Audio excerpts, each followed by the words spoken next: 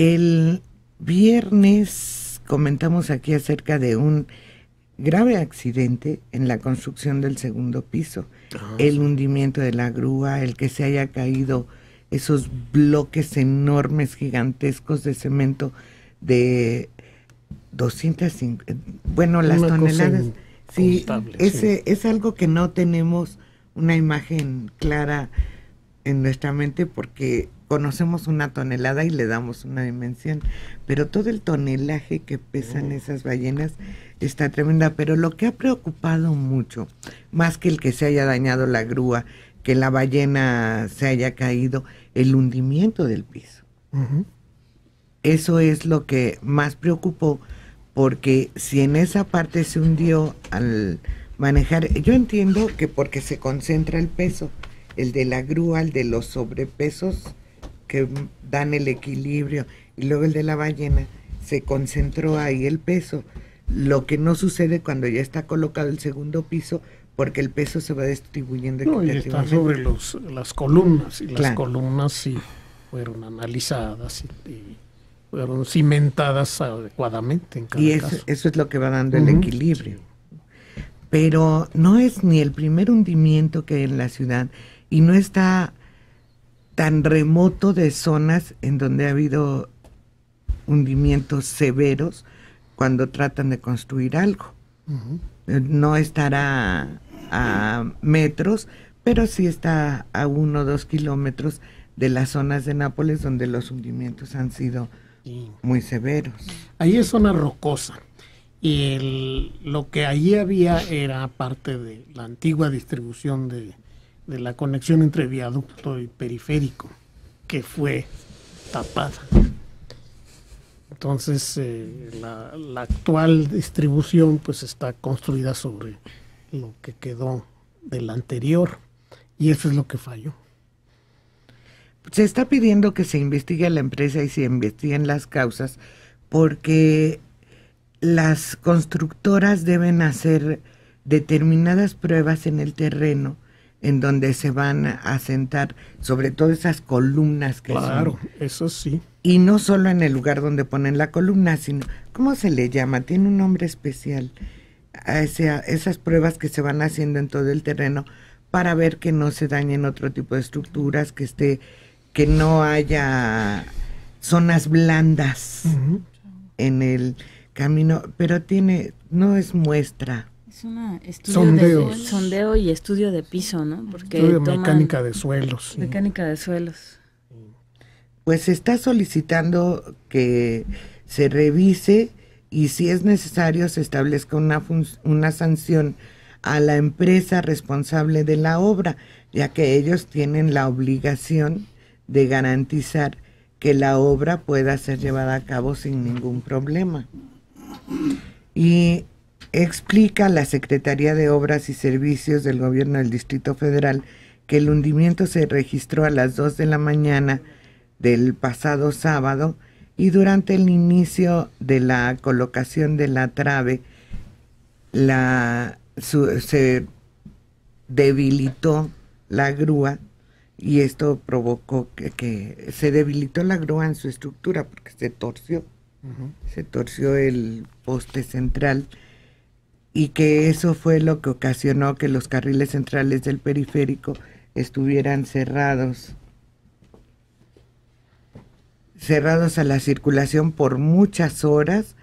Lo que provocó el mayor daño fue que el brazo de la grúa se dobló, se dio al peso. Y bueno, la Secretaría de Obras lo explica, pero tienen que explicar el origen de la falla, el hundimiento. La versión inicial que se dio fue efectivamente que ese poste que lo que llamas poste, que se llama Aguilón, si no mal recuerdo, se fracturó o se dobló. Pero, ¿cómo explican el hundimiento de la grúa? El hundimiento de la grúa no tiene nada que ver con que se le doble o se le rompa su aparato para levantar pesos. Lo más grave de esto es en cuántas zonas están asentados esos postezotes. Que puedan hundirse. Que se puedan hundir. Hay que recordar que hace muchos años, más o menos frente al parque que está en Parque Lira, que es un parque muy tradicional, muy bonito, pero poco visitado, hubo un hundimiento en plena calle, al centro de la calle, que se tragó un automóvil o 2 automóviles que no pudieron ser rescatados, incluyendo a los que los tripulaban. Entonces toda esa zona, hasta la parte de arriba de la terminal de observatorio, es una zona absolutamente minada, pero repleta de minas donde hace muchos años vivía gente y donde la Dirección General de Correos en las minas improvisó viviendas y se las dio a los carteros. Eran cuevas que tenían puerta, tenían ventanas, tenían todo, parecían casas de a de veras. Sí, y las pruebas que debe hacer la constructora tienen que ver con eso, de que el terreno sea sólido de manera pareja.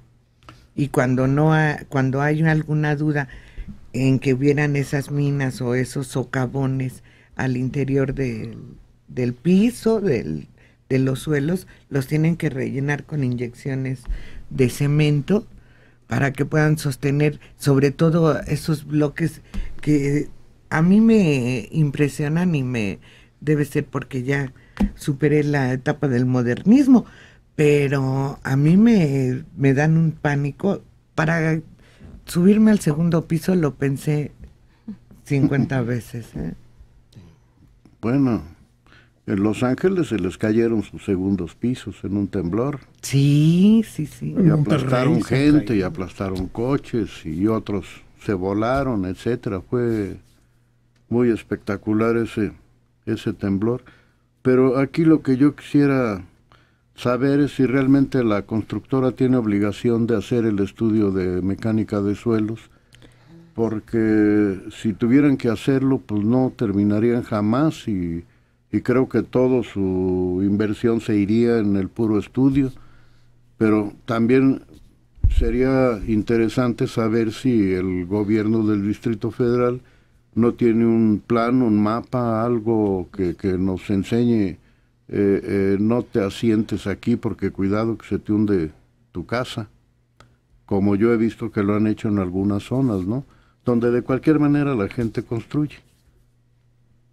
Pues creo que sí tendrían ellos, sobre todo porque son contratos supermillonarios. No, y además fue lo primero que se hizo, ¿no?